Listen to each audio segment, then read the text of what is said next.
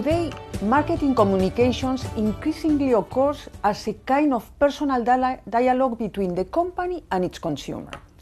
Companies must ask not only how should we reach our customer, but also how should our customer reach us, and even how can our customers reach each other. Technological advances allow people and companies to communicate with each other through the internet, mobile phones, and wireless appliances.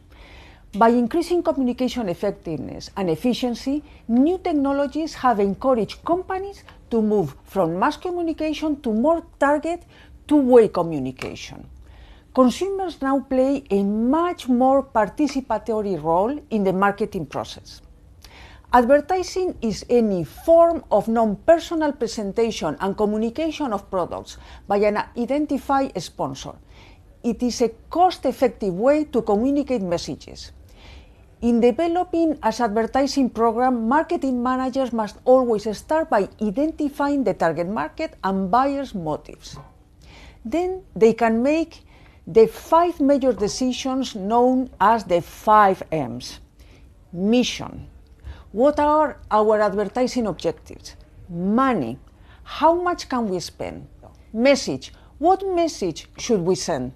Media. What media should we use? Measurement. How should we evaluate the results? The advertising objectives must flow from prior decision on target markets and brand positioning. An advertising goal is a communication target at a preselected audience at a specific time to simulate increased sales. Can be classified according to whether the aim is to inform, persuade, remind, or reinforce. Informative advertising aims to create brand awareness and knowledge of new products or market offerings or upgrade existing product offering. Persuasive advertising creates linking preferences, conviction, and purchase of a market offering. Some use comparative advertising. The classical one is Coca-Cola versus Pepsi. Reminder advertising simulates repeat purchase of market offering. This is used a lot for the cosmetic advertising. And reinforcement advertising aims to convince current purchasers that they have made the right choice. For example, when you buy an expensive item like a car. The advertising objective should emerge from studying the current marketing situation. Once we have our advertising objectives, then we need to decide on the advertising budget and developing the advertising campaign. Although advertising is often treated as a current expense, it is really an investment in building brand equity and customer loyalty. The main factors affecting budget decisions are a stage in the product life cycle. New market offerings typically merit large advertising budgets to build awareness and to gain consumer trial. Market share and consumer base. High market share brands usually require less advertising expenditure as a percentage of sales to maintain share. Competition and clutter. In a market with a large number of competitors and high advertising spending, a brand must advertise more heavily to be noticed. And advertising frequency.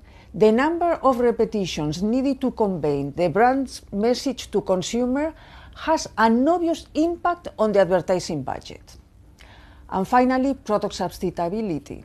Brands in less well-differentiated or commodity-like classes, such as beer, banks, airlines, require heavy advertising to establish a differentiated image. In one study of budget allocation, Lowe and Moore found that managers allocate less to advertising as brands move to the more mature phase of the product life cycle. Also when the brand was differentiated from the competition and when managers were rewarded on short-term results. In designing and evaluating a campaign, marketers need to combine both art and science creatively to develop the message strategy or the positioning of an advertising. Also, what message it conveys about the brand, its creative strategy, and how the brand claims are expressed. Advertising usually takes 3 steps: message generation and evaluation, creative development and execution, and social responsibility review must be sure that does not infringe social or legal norms. So I will explain you what is the message generation and evaluation. Advertisers are always seeking for the big idea that connects with consumers rationally and emotionally, which sharply distinguishes the brand from competitors and is broad and flexible enough to translate to different media, markets, and time periods. A good advertising normally focuses on one or two core selling propositions.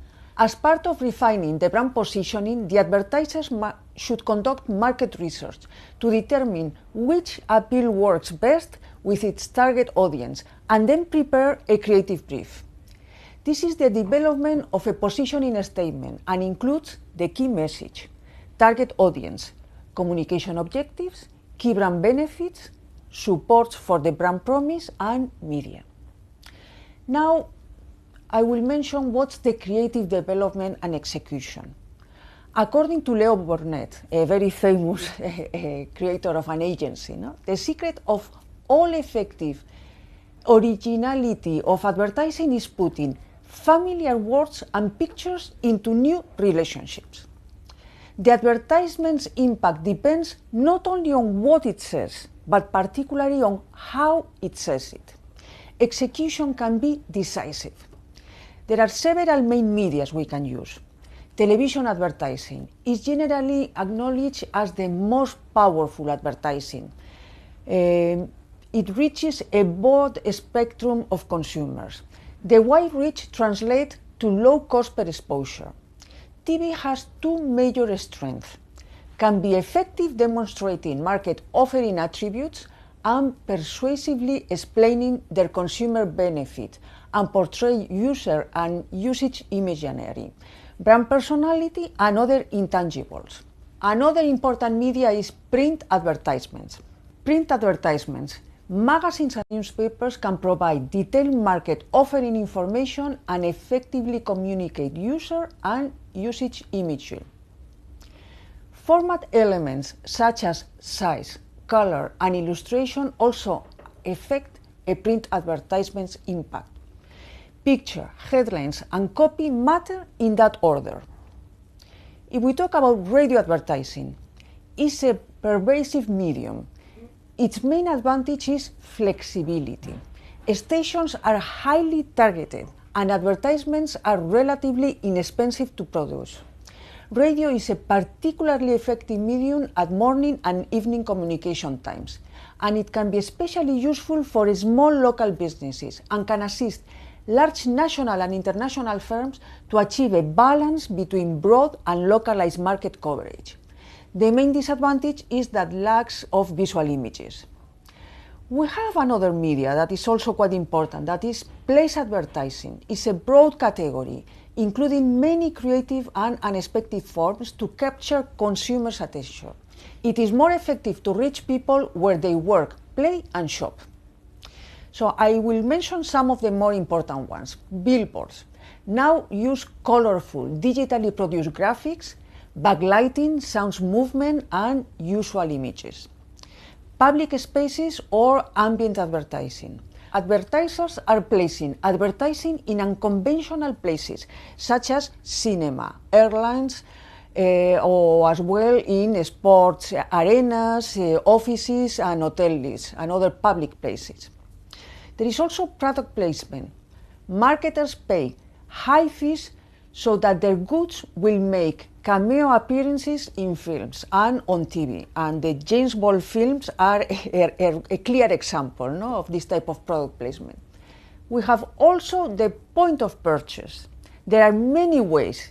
Includes advertising on shop trolleys, aisles, and shelves, as well as promotion options such as in-store demonstrations and live sampling. Once we have developed an advertising program and we have learned about some of the main elements of marketing communication mix, we need then to manage media and evaluate its effectiveness. We will cover it in the next class. See you there.